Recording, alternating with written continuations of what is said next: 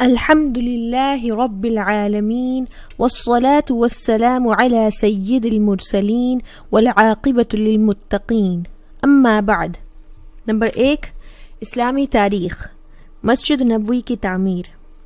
ہجرت کے بعد رسول اللہ صلی اللہ علیہ وسلم نے سب سے پہلے ایک مسجد کی تعمیر فرمائی جس کو آج مسجد نبوی کے نام سے جانا جاتا ہے۔ اس کے لیے وہی جگہ منتخب کی گئی تھی جہاں حضور صلی اللہ علیہ وسلم کی اونٹنی بیٹھی تھی۔ یہ زمین بنو نجار کے 2 یتیم بچوں کی تھی جس کو آپ نے قیمت دے کر خرید لیا تھا۔ اس کی تعمیر میں صحابہ کرام کے ساتھ آپ بھی پتھر اٹھاتے تھے۔ صحابہ کرام جوش میں یہ اشعار پڑھتے تھے اور آپ صلی اللہ علیہ وسلم بھی ان کے ساتھ آواز ملاتے اور پڑھتے۔ اللہم ان الاجر اجر الاخرہ فرحم الانصار والمہاجرہ۔ اے اللہ، اصل اجرت تو آخرت کی اجرت ہے، اے اللہ انصار و مہاجرین پر رحم فرما۔ یہ مسجد اسلام کی سادگی کی سچی تصویر تھی۔ اس مسجد کے 3 دروازے بنائے گئے تھے۔ دروازے کے دونوں پائے پتھر کے اور دیواروں کی کچی اینٹ اور گارے کی بنائی گئی تھیں۔ ستون کھجور کے تنوں سے اور چھت کھجور کی شاخوں اور پتوں سے تیار کی گئی تھی۔ قبلے کی دیوار سے پچھلی دیوار تک 100 ہاتھ کی لمبائی تھی۔ یہ مسجد صرف نماز ادا کرنے کے لیے ہی نہیں بلکہ اسلام تعلیم کے لیے ایک درسگاہ اور دعوت و تبلیغ اور دنیا کے سارے مسائل کو حل کرنے کے لیے ایک مرکز بھی تھا۔ اس کے امام اللہ کے نبی صلی اللہ علیہ وسلم اور اس کے نمازی صحابہ کرام جیسی مقدس ہستیاں تھیں۔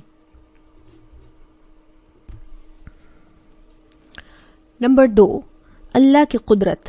گولر کا پھل۔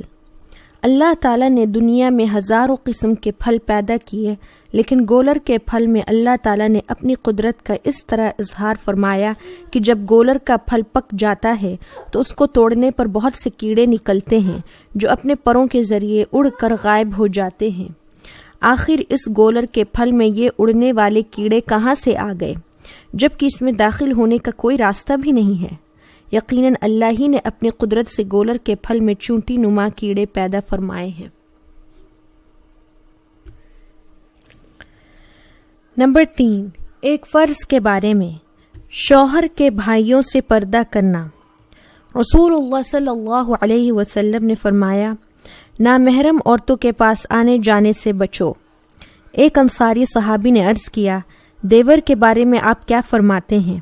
تو آپ صلی اللہ علیہ وسلم نے فرمایا، دیور تو تمہارے لیے موت ہے، یعنی شوہر کے بھائیوں سے پردہ کا بہت ہی زیادہ اہتمام کرنا چاہیے۔ بخاری 5232 عن عقبہ بن عامر رضی اللہ عنہ۔ نمبر 4، ایک سنت کے بارے میں۔ عشاء کے بعد 2 رکعت نماز پڑھنا۔ حضرت عبداللہ بن عمر رضی اللہ عنہ بیان فرماتے ہیں کہ میں نے رسول اللہ صلی اللہ علیہ وسلم کے ساتھ عشاء کی فرض نماز کے بعد 2 رکعت سنت پڑھی ہے۔ بخاری 1172۔ فائدہ: عشاء کی نماز کے بعد وتر سے پہلے 2 رکعت نماز پڑھنا سنت مؤکدہ ہے۔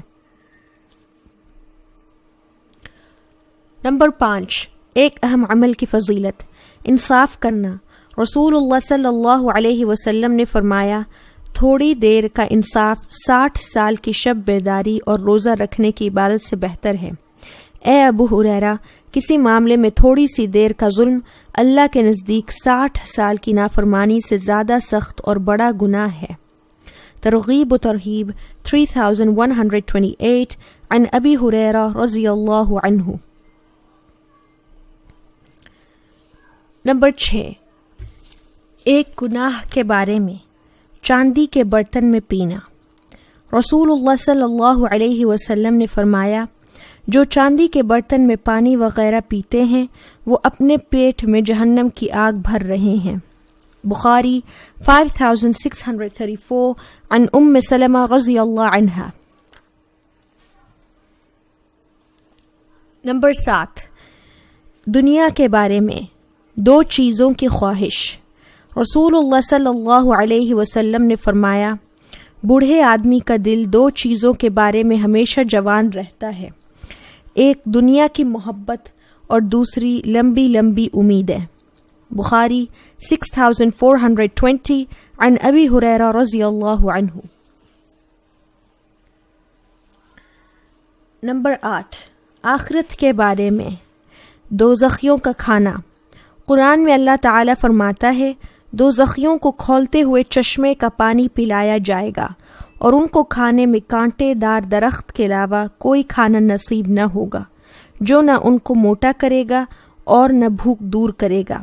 سورہ غاشیہ آیت 5-7۔